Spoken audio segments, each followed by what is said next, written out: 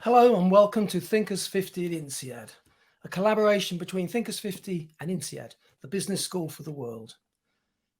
I'm Des Deal, I'm co-founder of Thinkers50, and for those of you who don't know a lot about us, Thinkers50 began life in 2001 when we published the first ever global ranking of business and management thinkers. And we've been publishing it every 2 years since. In the intervening years, we've added our Distinguished Achievement Awards, which the Financial Times calls the Oscars of management thinking, and our radar list of up-and-coming thinkers and the Thinkers50 Hall of Fame. Throughout the years, INSEAD has been an ever-present and very fertile talent pool for us. Chan Kim and René Mauburn topped the ranking in 2019, and many other INSEAD faculty members have featured in the ranking and other lists. In recognition of that, over the next few weeks, we want to showcase some of the world-class business and management thinkers among the INSEAD faculty. And what better day to start than the 10th Global INSEAD Day? So please let us know where you are joining us from today and send over your questions anytime during the session. We have 45 minutes with today's guests. At Thinkers50, we believe there is nothing quite so practical as a good idea, and our guests are proof of that. Nathan and Susannah Furr are the authors of The Upside of Uncertainty, a guide to finding possibility in the unknown, which is published by Harvard Business Review Press this year. Nathan is a professor of strategy and innovation at INSEAD and a recognized expert in the fields of innovation and technology strategy. His best-selling books include The Innovator's Method, Leading Transformation, and Innovation Capital. He's published regularly in the Harvard Business Review, and he's an Insight Fellow, a Thinkers50 Radar Thinker, and has been shortlisted for the Thinkers50 Innovation Award. He works with some of the world's leading companies such as Google, Microsoft, Philips, and many others. Susannah is an entrepreneur, designer, art historian, and contrarian. Her clothing line was inspired by her research on the intricate embroidery Dutch women added to their otherwise unadorned uniforms. Details that were often invisible to all but the wearer, and its significance in their daily lives. She also founded a design services firm. Susannah and Nathan, welcome.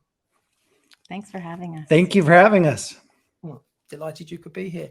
Now, we're going to talk about the book, obviously, and we're going to talk about uncertainty, but I have to ask you first, the two of you met as freshmen at university, 30 years on, and you've got 4 teenage kids together, which most people would think was enough uncertainty in their lives.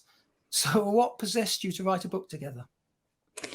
Well, for me, it started with this 20 years of interviewing innovators and getting to interview some really colorful people and some meaningful people, but in every instance, making a simple observation, and that is to do anything new, they all had to first go through uncertainty. And I actually struggle with that. It's hard for me.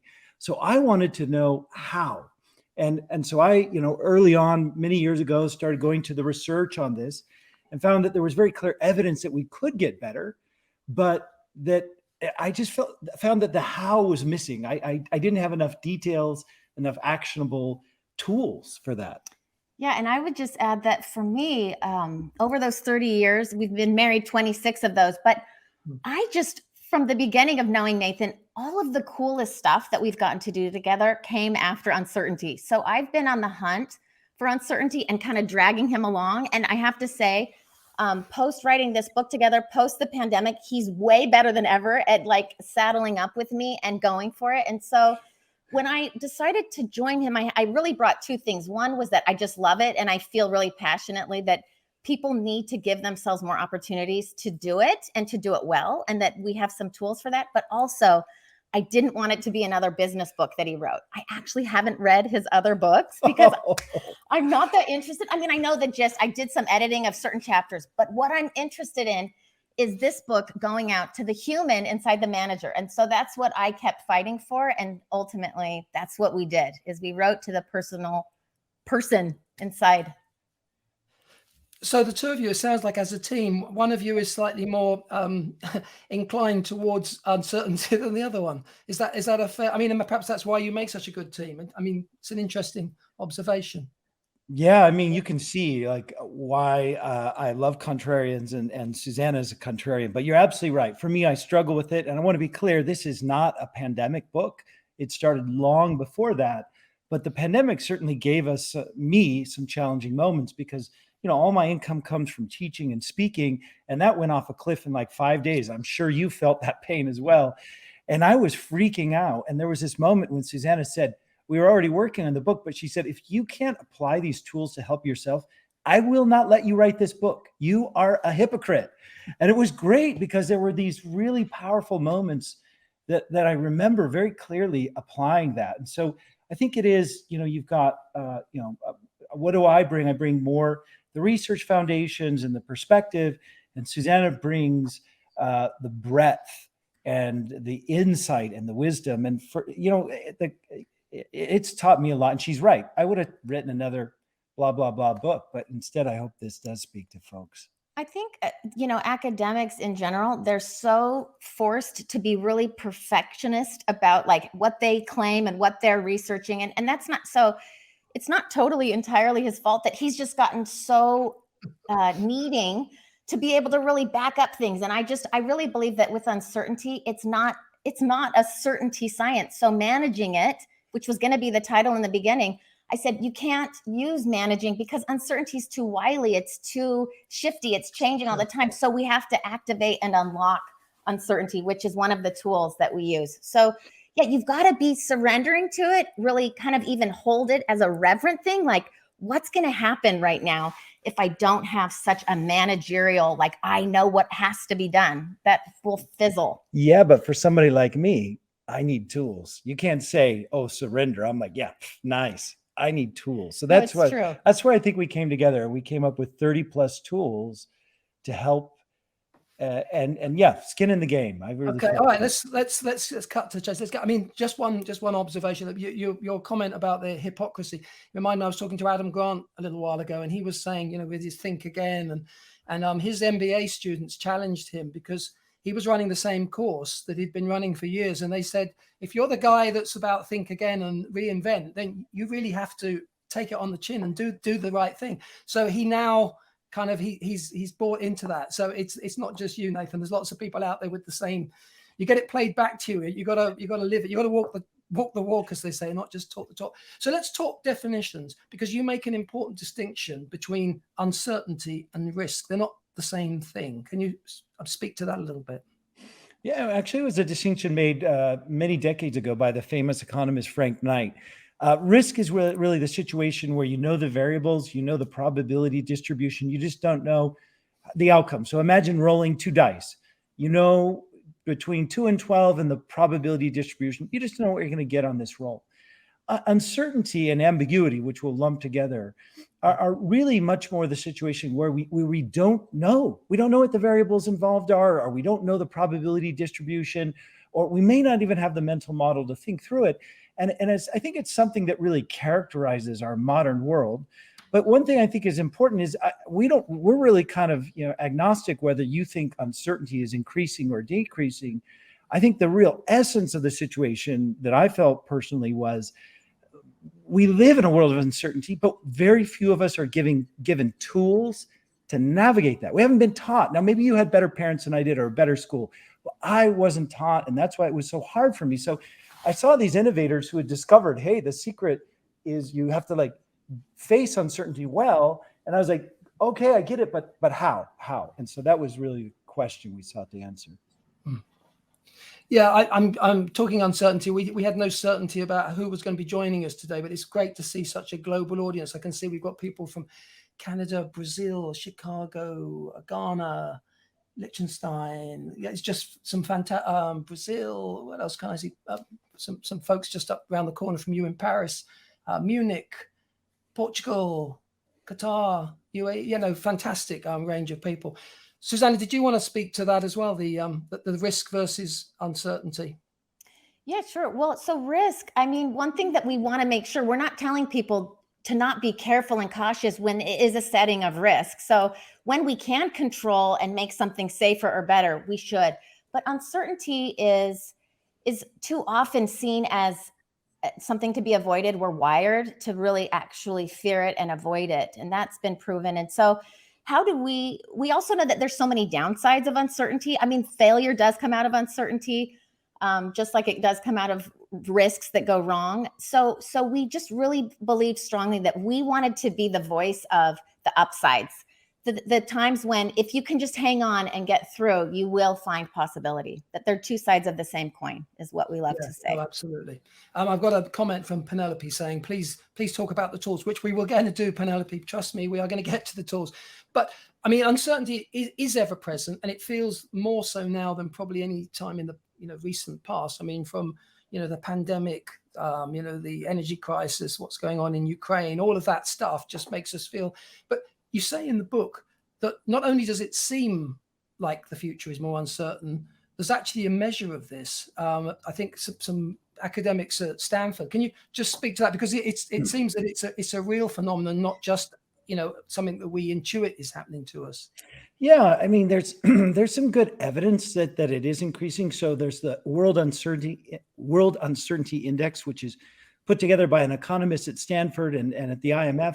And what it shows is it measures just political and economic uncertainty, and it shows a rising trend since the 1990s that it's just increasing. There's other evidence, and I mean peer-reviewed evidence. So, for example, there's a very nice paper that shows that the length of competitive advantage has decreased 5-fold over the last many decades. So, and it's really, you could view it as all terrifying, right? And some of it is. There's no doubt that some of these political and health-related uncertainties have massive downsides. We're not trying to downplay that, but to me, the fundamental driving forces are actually kind of good things in the sense of like technology has brought down the barriers to create, to participate. We're all joining from all over the world, friends in Brazil and Ghana and everywhere. Thank you for joining us. But technology has allowed us to do this, to have a conversation that sparks new ideas. So again, on the upside, maybe some of these driving forces are actually, it's driven by all the change that we're collectively, hopefully creating for the good. Yeah, I think it's recognizing that. Well, I don't want to put words in your mouth, but a phrase that stood out for me in the book, and I think quite early on in the book, is that uncertainty is the doorway to opportunity. And we have to understand that in order to get to the future, in order to, explore and make real new opportunities, we have to go through this doorway and this passageway, if you like, and it will inevitably make us uncomfortable. Yeah. Well, and it's fun. One thinker and entrepreneur himself, and now he's adjunct, I think, at Columbia, he talks about how uncertainty is actually the moat that protects entrepreneurs, because let's face it, if there weren't unknown things and it was just so obvious, like, here's the opportunity, go for it, and there's no problem, we'd all be racing to the same thing at the same time all the time. And so there is possibility attached. And we also like to remind people, and we ask sometimes, consider the things that you are most proud of in your life that now might be taken for granted, that are just certainties and obvious. Those probably all came after some real uncertainty, some real, like, a little bit of stress, even, a first date that turned into your partner or whatever. Uncertainty brings us the things we love and cherish now. Yeah, no, absolutely. Okay, so we promised tools. You promised tools. Let's talk tools. Yeah. So we came up with 30 plus tools. So we obviously don't have time for that, but we organize those tools around this metaphor of a first aid cross for uncertainty. So 4 categories of things to do, and then the tools are to help you do those categories. So the categories are: number 1, reframing the uncertainty. We said it's 2 sides of the same coin. If you focus on the uncertainty, everything in your evolutionary wiring will warn you against it. But if you focus on the possibility, you're a step ahead. Number 2, priming, or how do you prepare so that when you either step into it or it happens to you, because, hey, we don't always choose uncertainty. Sometimes it happens to us, as we all learned during the COVID pandemic.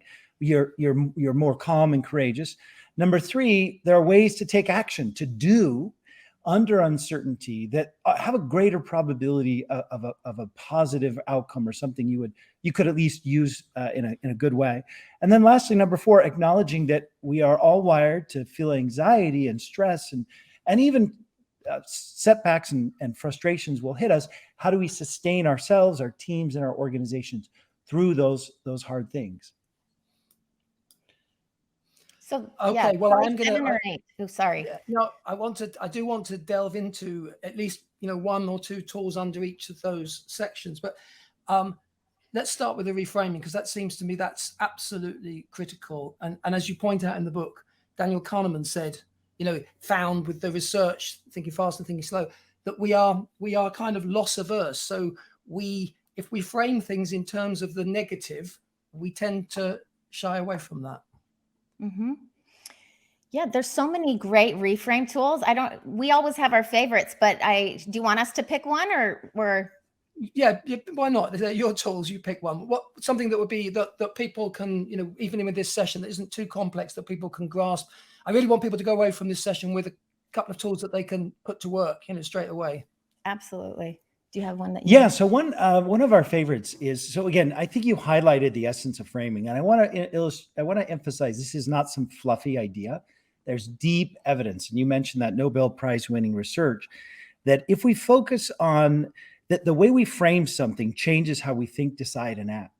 And so I'm really, one of my favorite tools is this idea of the infinite game. So actually, this comes from James Carse, who is a professor at NYU. And he said there's really like kind of two ways to view life. One is that the game of life is the point is to win. And when you look at it that way, you tend to see the rules, the roles, the boundaries of the game as fixed. And he calls this a finite view. And the problem with that finite view is uncertainty registers as something that is going to get in the way of you winning. But he highlights there are people in life who view the point of life as to have fun, to play. The point of the game is to continue playing the game. And they view the rules and the roles and the boundaries as flexible.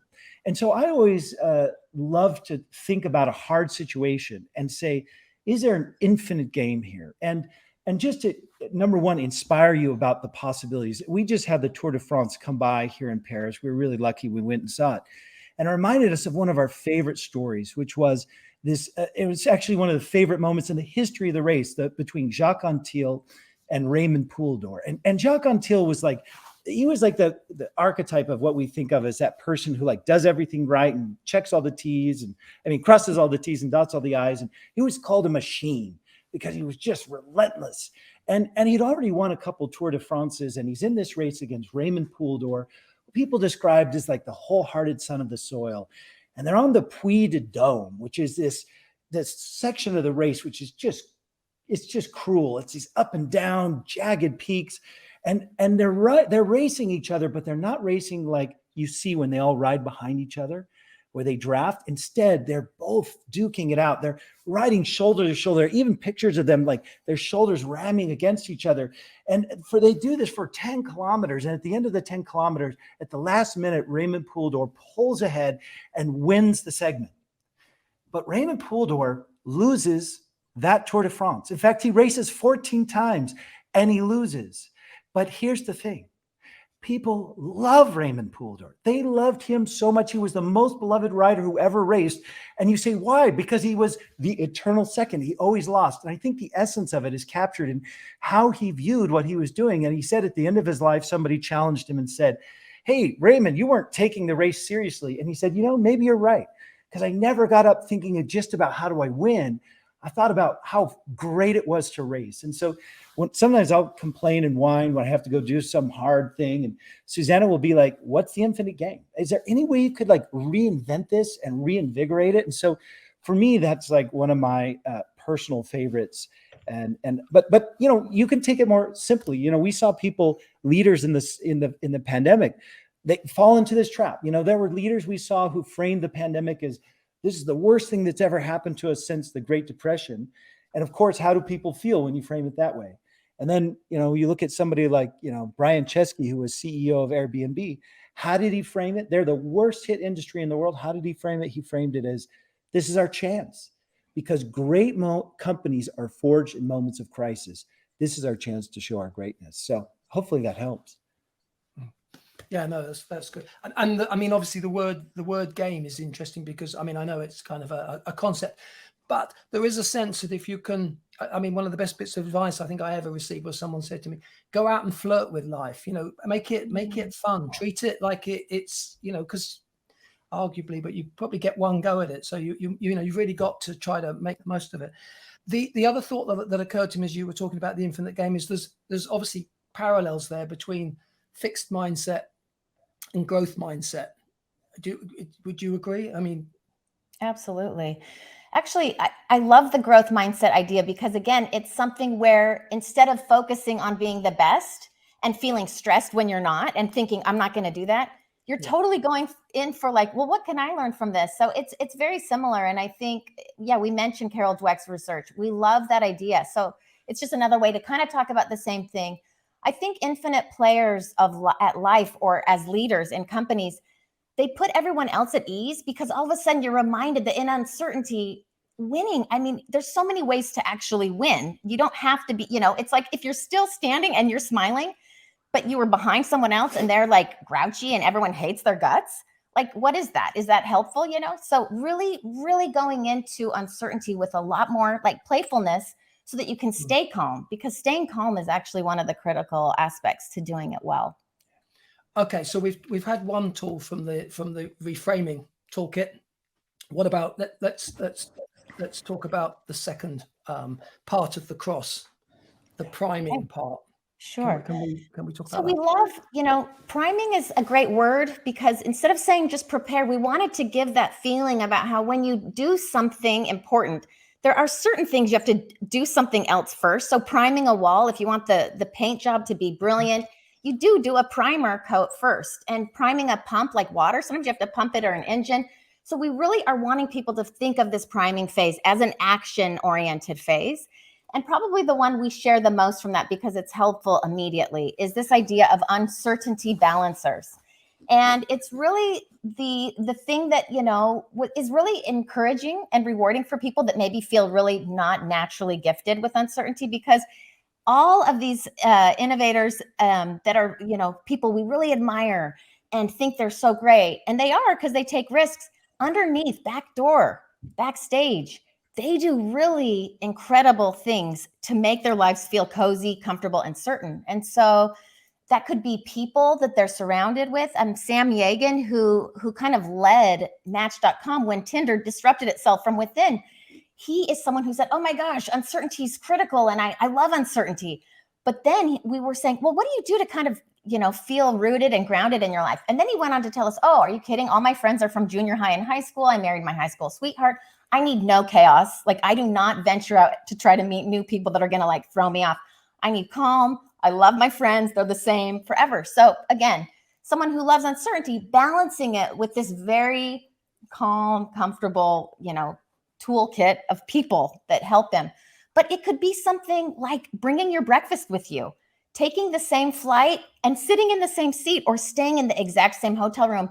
It's people who wear the same outfit, you know, and we think, oh, that's such a cool fashion statement. It might just be that they're really trying to like delete an uncertainty that's coming up every day and just streamline it. So it can be also in the order of something that is a daily kind of nuisance that you just want to like put it aside and just do the same thing so that you can use all of your energy towards the uncertainty that you're pursuing. Yeah, and I will say, yeah, go ahead. Yeah. No, I was going to say, it's sort of you're talking about some of these examples are sort of almost offsetting. Yes. You know, if I've got uncertainty here, I'm going to offset it with a bit more certainty, a bit more solidity there. Yeah. Yeah, that's exactly right. Yeah, that's exactly right, Des. We were just saying, you know, sometimes people who are feeling a lot of uncertainty right now, I would totally feel for you if you're like, who are these two people? Like, that's not me. Like, give me less uncertainty. And so what we're saying is, one of the heat can be too high. And if the heat's too high, balance it out with these habits, routines, rituals, communities, even sometimes, to be honest with you, a little bit of humor is incredibly powerful in a situation of uncertainty. Yeah, no, that's great. Listen, I can see questions coming in. I am going to come back to the other two domains, but I want to pull out this question that we've got here. Sandesh asks, how does uncertainty, and I apologize, we are going to jump around a little bit because I do want to let the questions come through. How does uncertainty impact long-term planning? Well, really, there's two ways you could think about long-term planning, right? On the one hand, you could think about we make a plan and we execute it. And unfortunately, I have some really bad news for you. The chances that it's going to work out that way are almost nothing, right?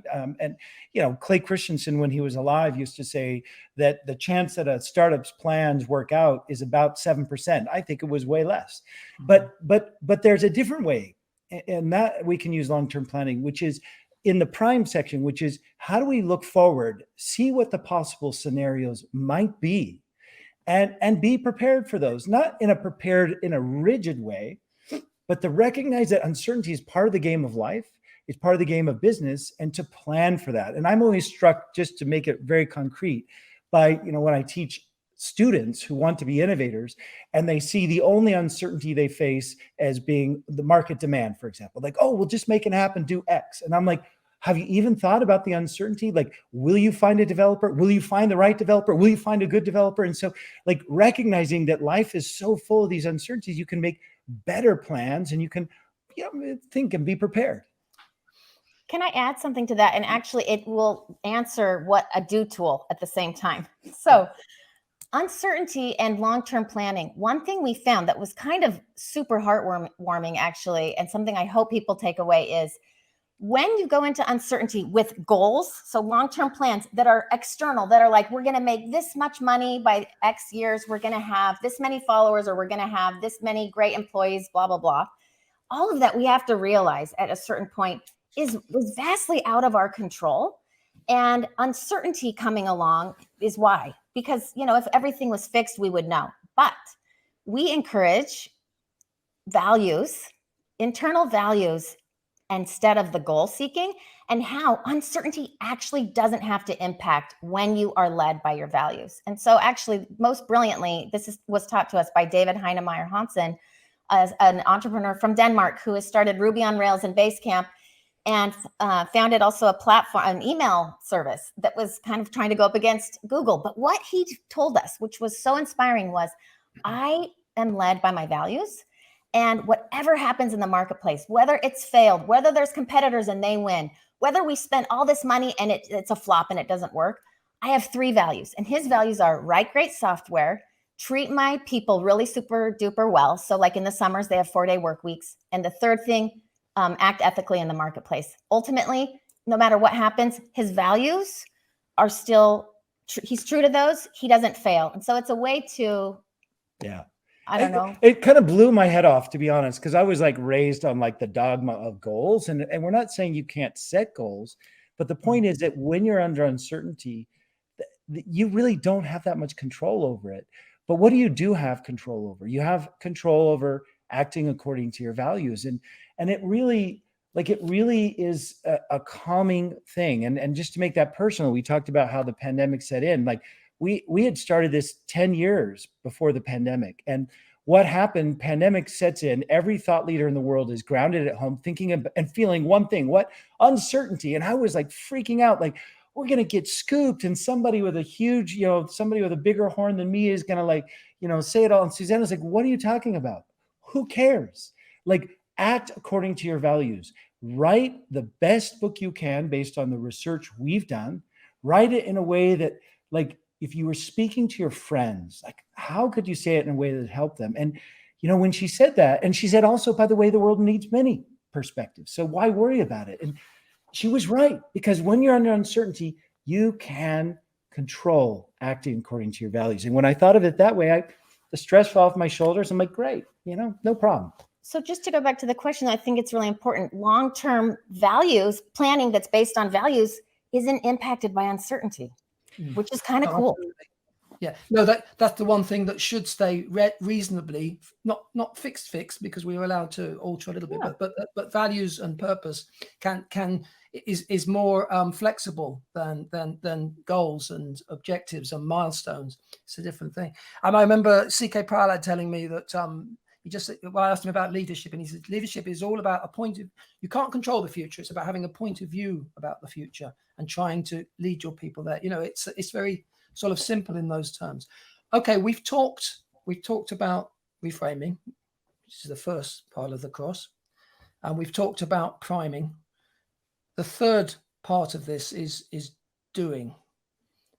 Talk us through that a little bit, because that's where Yeah. the rubber hits the tarmac. Okay, cool. So what a little fun tidbit is that values over goals is actually in the doing arm. So that's why I was saying I'm answering the next question, but let's add another one because that's Okay. pretty abstract. That is Okay. pretty abstract, but we really do want people going into the do phase where you're actively engaged in making choices to really first come from this place of values. And then maybe one of the small steps. Yeah. You know, I will say, I couldn't, when you mentioned CK Pra a lot, I couldn't help but highlight that if you think that sounds really fluffy, I just saw an old interview with Jeff Bezos. And again, it doesn't matter what you think of him now, he's definitely created a massive industry change. And he said two things: think long-term and customer first, which is just a value. It's just a value. So what could we give you that's a little more substantial than that? Well, there's actually a lot of great research that highlights the best way forward on uncertainty is to break something big and complex down into a set of small steps or experiments. There's so much research and frameworks around this.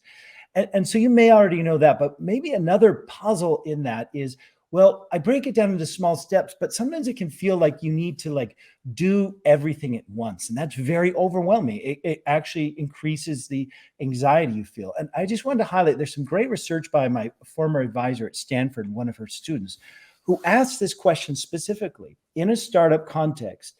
Does a startup that's doing something new have to do everything all at once? So they did this match pair case study. And what they did is they followed these match pairs, and they found that the more successful startups did not do everything at once. When you try to do everything at once, you're overwhelmed, you can't learn, and you don't do anything well. Instead, what they would do is focus on what's the most critical uncertainty I have, get that to a point where it's good enough, and then shuffle to the next uncertainty, kind of like how a chef cooks a meal. A chef doesn't cook all the carrots or all the chicken to perfection and then let it go cold. Instead, they're juggling those pots. But they also, by the way, don't have every pot on the front burner at once. And so, for example, one of them was this company PaintZen. There's so many things to figure out. We need painters, we need customers, we need user design, we need a platform that does the estimation of painting. And they just shuffled it like a great chef. Let's first see if we can make a tool that can estimate an internal paint job where nobody's been there. It's just looking at a picture like our room. And then when we've got that good enough, we'll go to the next thing and then to the next thing. And I always find that really comforting, because when you're facing whatever uncertainty you're facing as an individual, a team, an organization, remember, you don't have to do it all at once. Break it down into small steps, test and learn as you go. Yeah, and I really like that metaphor of as the sort of chef, as a kind of as business startup, or just running a business in general. The fact that you have various things in different states of preparedness in order to bring them together at the right moment to get the effect that you want to get, and hopefully get it on the plate and in front of whoever you're trying to feed. So no, I like that. Okay, let's talk about our fourth arm of the cross then. Let's talk about how you sustain. So sustain is a hugely critical toolkit, because it comes in handy when things go wrong, which they always will at some point on any uncertain journey. And we like to say that the north-south axis of our cross, so the reframe and sustain, are very cognitive. They're more thinking related, and that prime and do are more active. And so a lot of sustain tools end up being a little bit similar, like going back to reframing, but they all have a twist. So we break those tools into three categories. And I know this is getting really kind of technical, but we do that so that when people are facing the really stressful moment, that they will remember these three things. And that is emotional hygiene, which is pretty much like what it sounds, taking care of the emotional side of how it feels, how it feels and experienced in your body to fail, or to be afraid that you're about to fail. That threat is real. The second part is reality check, which is really interesting, because often we find with uncertainty, we're so deathly terrified of a certain outcome that might happen that we often don't really take stock of what's going on. It's often less stressful than we're thinking. And then the third part, which was really brave of Nathan to allow, is magic. We actually call this set of tools in sustain magic. But really what we mean is what a lot of people are calling serendipity, or flashes of insight, or luck. But they're the things that happen that we can't take credit for, that we can't say, no, I did that because I was there and this and that, or I planned for this. It's those moments, those brilliant happenings that when we are looking for them, when we're putting ourselves in situations where they could happen, when we are more aware that they exist, then we will have them happen more, and they can get us onto a new path. Or so there's three varieties of sustaining tools, and we need them all, but we could share one or two now. Okay. Well, one of them, I think, I may have got this wrong, but I think this, I mean, pivoting seems to be fairly critical to this process, the ability to change direction. Right. Absolutely. And I mean, I think pivoting is an idea that's well understood in the field of entrepreneurship, to change direction. But I think one of my favorite interviews, it was with a gentleman who won the Nobel Prize in chemistry in 2016, Ben Feringa, because it was so fun, because I got to ask the dumb question: did you face uncertainty on the way to this breakthrough? And he just like laughed, like, that is the dumbest question ever, because of course, he said it was all uncertainty. But he said, here's the thing: if you step into uncertainty, you will have a setback. You will fail, he said. That's just part of it. So get resilient at facing that. And he said, allow yourself to feel the emotion for a day or two, but ask yourself, what can I learn from this? And what he was talking about is a class of ways to look at the inevitable fact that things go different than you expected, and how to reframe that in a way that, so in his case, he said, what do you learn from it?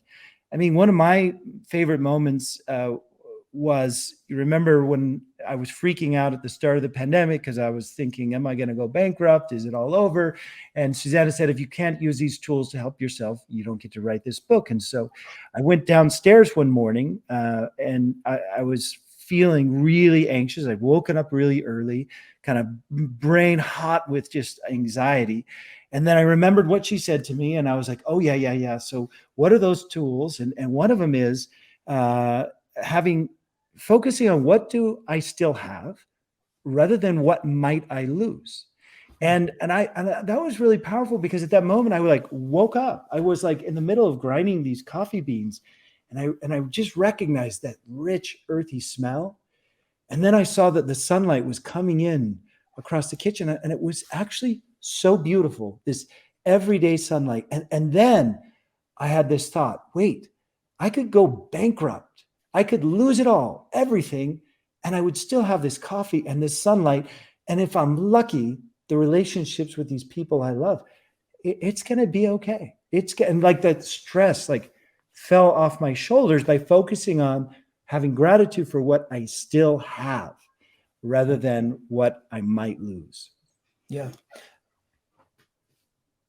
So no, I was going to say, my mother always used to say to me, if we were going to take a risk, she'd say, what's the worst thing that can happen? And once you get to grips with that, you say, well, the worst thing that can happen is I lose my business, but I'd still have this, and this. You'd say, are you prepared to take that risk? Are you going to, that's what you're gambling with. That's the stakes. But don't and I think it's quite a useful little emotional check. What could I lose here? But at the same time, because what it does is what Nathan was talking about. It reminds you of what else you have and what you're not jeopardizing as well. I think the emotional hygiene point, because in business, we even now, we're not so great at talking about emotions, particularly raw human emotions. I mean, Nathan talking about anxiety, sharing the fact that a lot of this is fear, isn't it? But we don't normally see it in those terms. So I think the emotional aspect to it is really important. And it's really important that we talk about that. Yeah.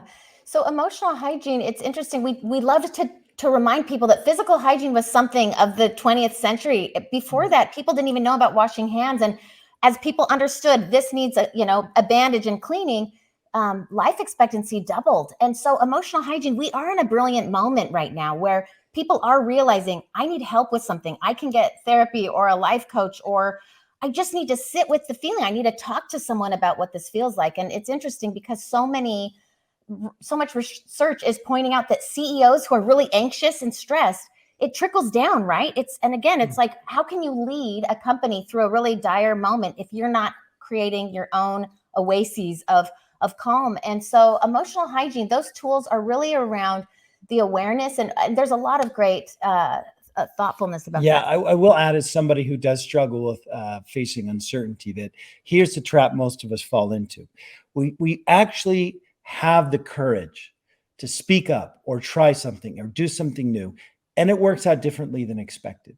And instead of saying to ourselves, wow, that was really courageous, way to go, we tend to beat ourselves up. And it's akin to, we got a little bit of a wound because it went different than expected. And we go and we say, oh, let me make it worse. Let me tell myself what an idiot I was, or how unprepared I was, or how stupid I was to even try. And so it's like acknowledging that is our human tendency.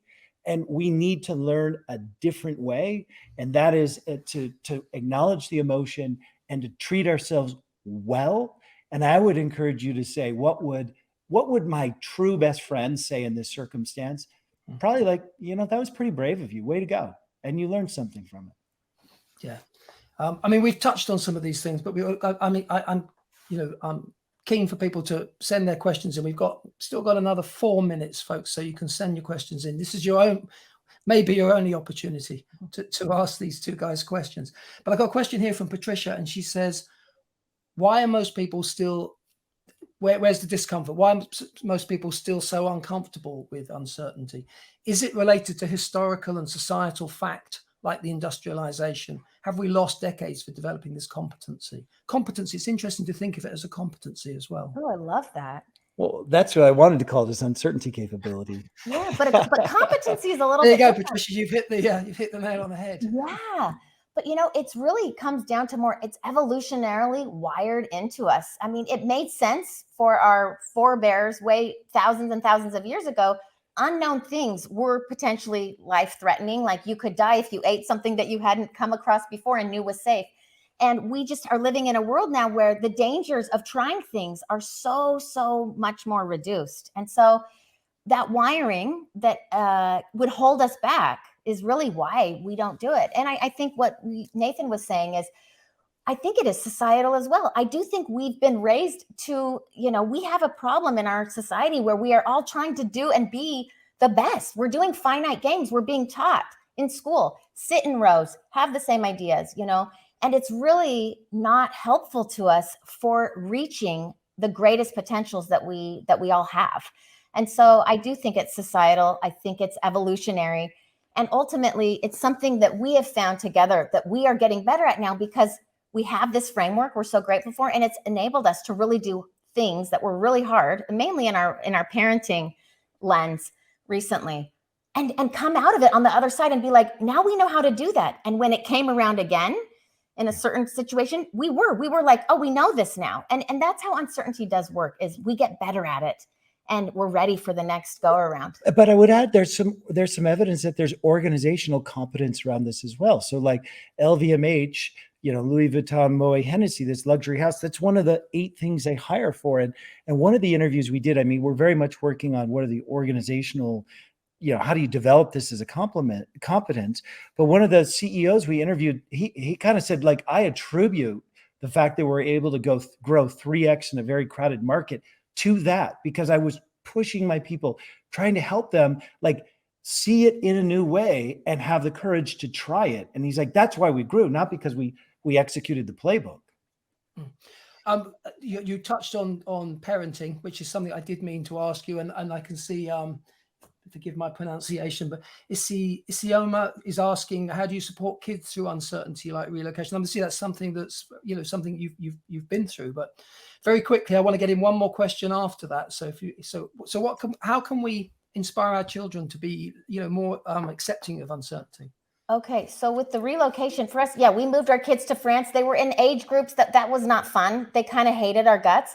Ultimately, we kept showing them, like, this isn't going to be about failure, guys. You're going to be able to be awesome, even if it feels awkward and weird. Currently, our kids are much older and they're trying to get their first jobs out of school. They're feeling stressed after having some mental health issues that were really hard. We keep telling them now, a magic tool, live as if you already had that thing you're wishing for. So in one case, the job, what would it look like? When would you wake up? Would you exercise? How would you fit it in? Be already that person, or see yourself achieving being back in school and managing that. So, but kids, yeah, they need help in this, but to lower the temperature, believe in them, have hope that they can figure it out. Okay, Gina Cox, I'm going to let Gina Cox have the last question here, who has put in some great little explanations and some really good context for us as the conversation's been going on. And she asks, she says, the magic, your word, is really where the shareable insights live. I think, what tips do you have for recognizing the value of those flashes and not dismissing them? And to that, I would just add, it seems to me that human beings, as well as other needs, we do have this need for uncertainty. We do need that we need to advance, we need progress. So, you know, the magic is partly in us as well. Oh, absolutely. I think what you just said answers the question, because really it's believing that we all have, trusting when we have those flashes and not dumbing them down, not covering them. So getting good at that too, believing like, hey, I had a good idea, I'm going to follow this. Or did you just see that? Okay, I'm going over here. I'm not going to work today. I'm going to see this other thing. Trusting those whisperings that are waiting for us to do something different. I really like that. Trusting the whisperings of inside us. Tell us where we can find out more. Obviously, everybody should buy the book. It's essential reading. Where else can people come to find out more about your work? So we have a website called theupsideofuncertainty.com. And we actually are currently working on an asynchronous course, which will be a companion to the book. So it will be like us talking. Actually, often it's filmed in this room where we're talking about the tools so people can learn from, you know, a different version. It's basically more same and different than the book, but that will be ready in a few weeks. So. Perfect. Well, thank you, everybody who's joined us, and particularly thank you, Nathan and Susannah, for a fantastic session. The book is called The Upside of Uncertainty, and it has been described as a love letter to humanity. So it's unmissable, absolutely unmissable. We're out of time, I'm afraid. Our guest next week will be Lily Fang, Professor of Finance at INSEAD and holder of the AXA Chair in Financial Market Risk. Professor Fang will be discussing the impact of fintech on the future of the global economy. That will be the same time, but on Wednesday, the 21st of September. Please do join us then. And thanks again, Nathan and Susannah. Thank you.